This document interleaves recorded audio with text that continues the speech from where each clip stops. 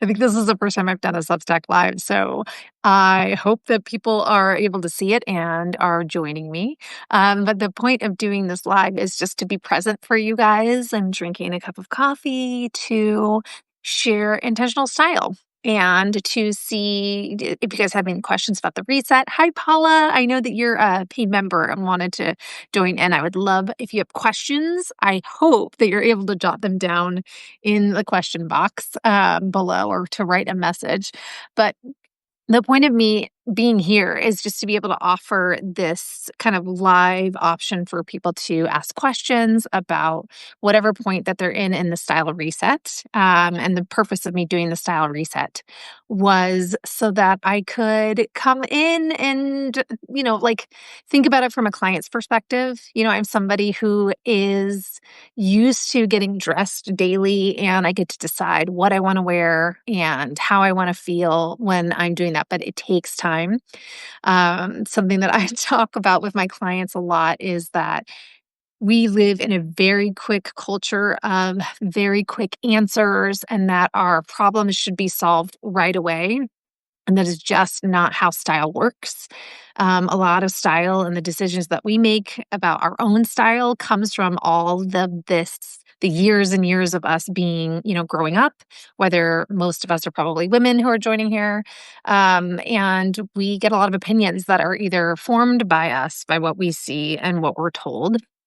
And so, what I'm trying to get clients to do is figure out how to weed themselves away from constantly shopping into a more intentional approach of starting with your closet. And I see style as being a kind of like a four-pronged approach, if you will, to a holistic kind of style that works. And so, again, if you guys have questions, hopefully you are able to let me know if you're able to comment or drop a question in. Let me know what part you are on in the style reset, and I'll jump back into the four prongs of style in just a second. I am working on number 5 today, which is related to, or part 5, which will go out this week.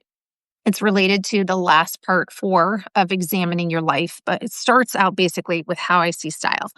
And it starts with you, and then it moves into your closet, and then it moves into potentially shopping, and then it finishes off with the styling aspect of it. And it works in this rotation. And what's happening though, I think in our society, which, social media apps can be beneficial. A lot of you have found me because of that, and so that's great, but also it is really pushing the shopping and the links. And, again, if you have something to recommend, it is not bad. But I think we are overdoing it sometimes. And then we then jump into seeing something on somebody and really appreciating that something. But then we are unable to translate it into our own life. And the reason I believe for that is because we don't take our lifestyle into consideration. And this is part 4, and it's going to be part 5 and part 6. So we're not taking our lifestyle into consideration. We're not thinking about what kind of life do I actually live from day to day, and what are those pieces that I want to put on my body. I see something that somebody has curated and it's super great and amazing. I want to replicate that. But when I order it and I get it on my body, it isn't working. And why isn't it working? And so with that, I would say it gets back again to finding out like who you are, what are the things that make up who you are. That was the first part. Then moving on to the second part and looking at and examining, what your life is, like what you lead, what you do from day to day. And then moving on to comparing it to your closet. And then kind of by comparing it to your closet, what I mean is, do I have the pieces in there that meet me where I'm at, that meet me for the things that I have to do for my life, that feel like me when I am putting them on? So I'm going to pause for just a second and look at Paula's question. She said, your question at this point has to do with outfit creation. We definitely are going to get there, which I love creating outfits. You can throw the question in there though. We'll get to that part when it comes to talking about our closets, and also the last part, which is like styling and playing. But at any point, you can play an outfit create, which is what I think truly makes for stronger personal style and it's the hardest part, because when you're outfit planning, it requires a lot of creativity. And that is the part that people are lacking. And I'm going to use this lunch analogy to help people understand. So, I am an extreme creative person. I'm always in my brain thinking about the next thing, the next idea, the next thing I want to do. And whenever I'm outfit planning with clients, as I think that someone who's here today, Rachel, can attest to, it lights me up. I get super, super creative and excited, and I love leaning into the process of taking one piece and just doing all these different things with it. But so outfit planning, I love it. I'm super creative. It lights me up. It's my zone of genius, I guess, if you could say. But then when it comes to figuring out what I want to have for lunch, you guys, every day. It is like a super struggle for me. I can't figure out what I want to eat. By the time I'm thinking that it's lunchtime, it's already too late. And then I end up eating a bag of chips and like a handful of almonds or just something ridiculous because I'm in this like flow and I don't stop to think ahead of time about how to create my lunch.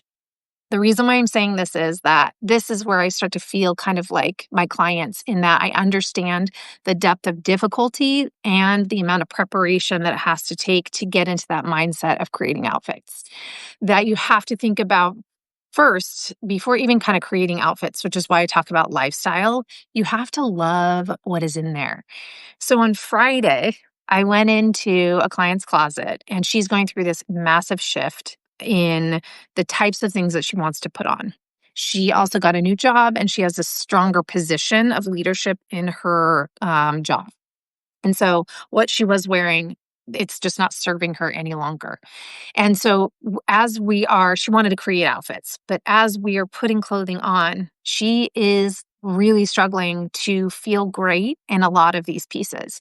And so this is why I push editing and really focusing in on how clothes make you feel, because you have to like the individual pieces of clothing in order to then get excited about creating an outfit out of them.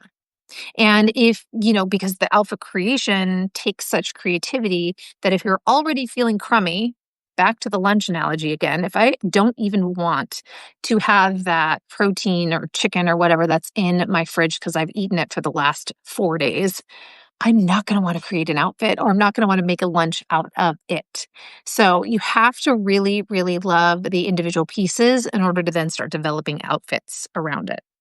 But that's kind of outfit creation. But Paula, please add in your questions so I can dive deeper into your comments. And anybody who's here today, again, the purpose of us being here is for me to talk a little bit, but also not necessarily to lead the conversation fully. It's more just to talk about the reset, talk about where you're at. Let me know what part you're on, what, seems to be difficult, what issues you've been running into, or something that you've kind of leaned into doing and have been enjoying.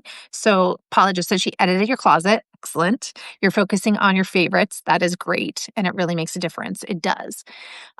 Because it takes time. Okay. Again, some of us get frustrated because in our marketing culture of quickness, we think that the solution should already be there, like it should already be solved. And why am I still struggling with style? Because style, just like we are as humans, is constantly evolving. Your style is constantly evolving. Who you are becomes different tomorrow, next week, next year than it is today because of every experience that we encounter from day to day. People also ask me a lot about what pieces can be classic pieces for me? How do I know that I'm going to get a ton of wear out of this piece? How can I be sure that this is going to be a piece that lasts forever? You can't, you don't, and I have no idea. Those are the answers. Because who you are right now isn't going to be the same person 6 months from now. So you may not love that piece 6 months from now, but if you love it today and you wear it constantly, that is the only thing that you can ask of yourself and your clothes for now. And if you are worried about pieces not lasting a long time, just buy fewer things and wear the heck out of them and then add accordingly. If you have something that you really love and you want to expand on that, or say you love, okay, example, I love jeans. I love jeans. I wear them multiple times throughout the week. So that is an area in my closet that I might have a little bit more of, and in different shapes, and styles. I also know I love jeans, and so I might lean into a trend in a jean because I love wearing them so much that I know I can play here. I know my inseam and my rise for my ankle length and for full length. I'm not really going about cropped anymore. I think I overdid it on the crop length myself personally from about 2017 to about 2020. So I am loving the ankle and fuller lengths personally. That is my own lifestyle. I'm taking ownership over that. If a client shows me a crop length, great, go for it because you're loving it. And that's the point. What are you loving? How are you feeling? Okay, so I'm going to stop for a second and go into Paula's question. And also, I wanted you to think about this too. Yeah, I'm constantly going through the editing process, but my editing process feels smaller. Like I might edit out a piece maybe every couple of weeks or a piece a month because it's not resonating with me anymore. And I'm losing my train of thought as I'm talking about this, but about the editing process, it doesn't feel so daunting if you're constantly doing a little bit at a time, but that's what I wanted to say. The question that I wanted to ask is how do you know whether to edit out a piece or not? It's the piece that you put on and then you take off. You put it on again and you take it off, but you put it on and you never actually really go out into the world in it. That you always take it off for a reason. There's something about that piece that is telling you, I don't want it to be on me. There is something I have to examine in this piece, and I maybe want to edit it out no matter how much you paid for it, no matter what color it is, no matter when you got it or who gave it to you, there is a reason why you're not wearing it, and it's just taking up space. So that's another way that I lean into letting pieces go is just considering, why do I keep taking this off? Is it just not meeting my lifestyle? So, okay, Paula, question. My question is how to do outfit creation, pulling out a bottom and trying various tops with each bottom and probably need to try everything on. Yes. So I have a separate group that is called the Intentional Style Membership. And this is something that clients of mine are in. And I know, Paula, we've talked about this briefly. And one of the monthly calls that we went over, which is actually in the resources that you get on Substack, is the outfit planning process. How I go about it myself and how I do it with clients is we start with a bottom. We examine that bottom, like you put it on, and then you want to try it with different silhouettes of tops. Something that might be fitted, something that might be like a classic fit, so kind of fitted but kind of not, and then something that might be looser, more oversized. And you can try doing things like tucking it, untucking it, side tucking it, back tucking it, rolling the sleeves, kind of playing and styling that piece, and then adding in a shoe and saying to yourself, like, what kind of shoe do I want? Do I want a pointed toe, a round toe, a boot, a flat? All of this comes with time and learning about the feeling. Like, okay, I like this, I'm going to add a piece to it. And if I like that, then I'm going to add a piece to it. If, as you are creating these outfits, there are things that you do not like about it when you put it together or something feels off, then take it off and try a new thing until you land on something that you feel good about. I would also encourage you to take pictures of the process. There is a couple of clients that I have in this chat today who have been doing this with me and are used to the creating of or taking the photos, because you get to visually look back at what you're creating. And then you can note things like, I liked when I did that. I want to do that again. I didn't like this. And when I saw this didn't look the same as how it felt when I was putting it together. So taking photos and examining those photos is a great practice, something that I do regularly with clients. So once you do bottom, top, shoe, add in a layering piece and play with layers. Also, a most recent resource is the layering types. So whether you're doing cropped, mid, or long, and whether, again, you're doing something that's fitted or a little bit more classic fit or a looser, flowier fit, having various types of layering pieces to kind of finish off an outfit. And what you might find is that you might gravitate towards a specific style and have a lot more of those types of styles. And maybe you want to open yourself up to a newer style after playing for a while, where you can bring in that might change up the look and feel of an outfit. But I would first, yes, start with the bottom, play with various tops, add a shoe, and then add a layer to that. So anybody else who is part of the reset, if you have any questions about the different parts, I would love to see what your questions are, or just kind of see what an enjoyable part was for you, what a learning part of the process was. So the first lesson was the beginning, building from the ground up. The second was starting with you and kind of describing who you are, kind of life that you, or not life yet, but the descriptions of yourself and understanding like what things that you love to do. So I am a huge reader, I'm a huge traveler. And so then I talk a lot about traveling and packing my carry-on.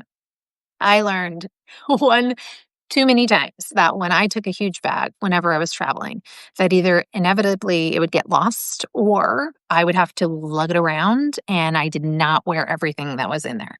It was almost like I gave myself too many choices and then reverted back to just the few pieces that I had and loved. And so that's how I continue to pack today is with the carry-on, really maximizing those pieces and using the art of outfit planning when I am traveling to help me. Okay, so then part 3 was kind of cataloging the you pieces, and that's, Paula, where you said you're practicing with playing with your favorites. Great idea, and I do that too, and that really kind of hones in on what makes things special and makes things true to who I am, is when I start to recognize, like, if there are pieces in your closet that somebody could say to you, those are Paula pieces, or those might be Liz pieces, or those might be Rachel pieces. Um, what are they? And when you can more clearly identify some of those things and relate them to who you are or part of your life, then that's when it starts to connect a little bit more. And you don't need a ton of those, but those might be those elements of interest that make up you and who you are to define your personal style and kind of are those interesting and fun storytelling pieces. So I wanted to do this reset on Substack because I wanted to get into the mind of clients and also people who are just trying to figure out where to start. When you're trying to rebuild, editing is the first place to start to kind of weed out the noise. So the experience again that I'll share about my client on Friday was she's got this massive closet. She has things in one closet and other things in another closet, and so much that she couldn't make sense or create an outfit. So once we started weeding out those pieces that she didn't like, thus having fewer pieces, it makes you stressed out because you think you're going to have nothing to wear. But that's where you actually really get to play with those pieces that are left, which will really show you what you love and will also really help you figure out, well, what do I need to bring in? Because if I love this piece and I'm only wearing this piece with this one thing, then maybe this piece needs to be worn with another thing, which could then be a gap. And that's where you can start exploring the gaps a little bit. But we'll talk about that when we start getting to the shopping components. But when you edit and then you're starting to outfit play, that's where you start recognizing, pardon me, like I feel like I have a lack of these things in my closet and want to bring this one extra piece in. Or you start feeling like this is good. I want to play with these outfits for a long time. And then maybe that's where social media can be helpful because you can watch videos of people styling things and use that as inspiration instead of using it as a place where you have to go and buy something. So then this week, I am going to be talking a little bit more about your life. We're going to be talking about describing the type of week that you have. So in this most recent post, we were talking about your lifestyle activities because this understanding the difference between aspiration and attaining. So aspiration is seeing something, loving it, buying it, you getting it, and it's not working for you. So aspirational, I wish I looked like that or dressed like that. Versus attainable, I see something, I have something in my closet, I can replicate that in my own way and wear it and feel good and confident in it, attainable. And so making sure you have these attainable pieces and outfits and closet for yourself, but understanding that your life is a certain speed, ready, right? Like when you really distill down your day to day, What speed of life do you have? Is it super busy? You're super, you're going from A to B so much that you can't even keep things straight. You're late to everything. You're forgetting stuff because you just have this high octane lifestyle where it's requiring you to go from here to there and you're just exhausted on Sundays. Well, you're probably not going to have a lot of time to be creative with your outfits. I don't mean you're going to lack creativity. I just mean that you probably need something simplistic, easy outfit formulas that you can replicate and repeat. And because you're on the go, go, go all the time. Then, or the opposite of that, do you have a more relaxed lifestyle where you get to determine what you put on your body? You can wake up kind of, there's a couple demands in the morning, but then you can go grab a coffee and then go do the meeting or meet up with a friend or whatever it is that you have to do. So your lifestyle might be a little bit more of this like medium speed, if you will. Then you might have a little bit more time to be able to play and be creative, either from day to day or on the weekend. Save up some time for outfit planning or playing. If you have more of a slower lifestyle, some people who are not necessarily following me on Substack, but maybe clients have been going into, retirement. And so they have a lot of time to play and be creative. Looking at the speed of your life and then also looking at, well, what do I desire to wear from day to day? Do I want to be a little bit more creative in my aspects of things? Do I want to just be wearing athleisure a couple days a week? And that's totally fine with me.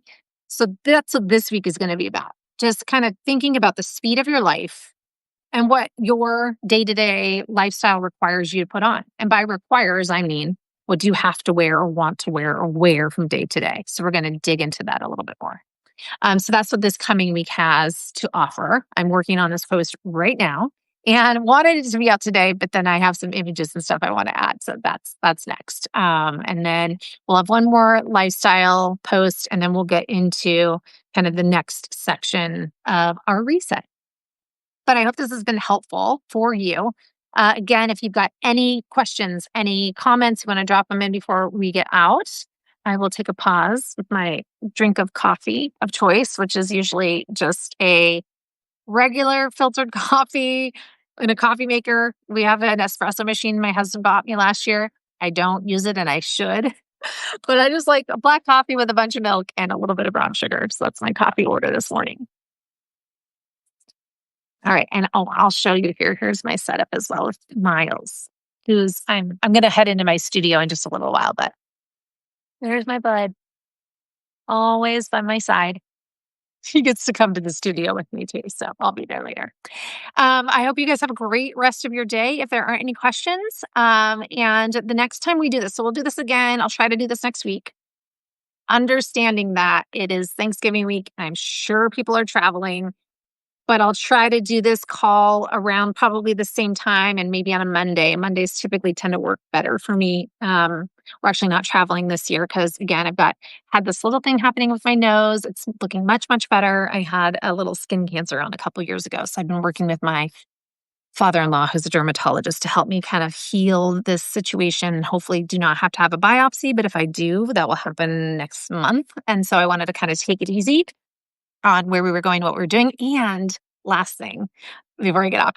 So my daughter, who's in second grade, is doing an about her family project that they just started. And so my family, my husband's side of the family is Danish from Denmark. And I'm Swedish, my dark hair from Sweden. But we were thinking instead of going somewhere for Thanksgiving this year, we're going to save up because in June of next year, we would love to take a trip to Denmark, home of the Lego, by the way. Did not know this. And we're maybe going to just kind of check out Denmark as our homeland, my husband's homeland, my daughter, and see if we can really dig into that. So instead of doing something for Thanksgiving, which will be here with our family in San Diego, we're going to save up and do something in June. So looking forward to that. Happy Thanksgiving to everybody. Not yet, but next week. And I'll see you next Monday. Bye, guys.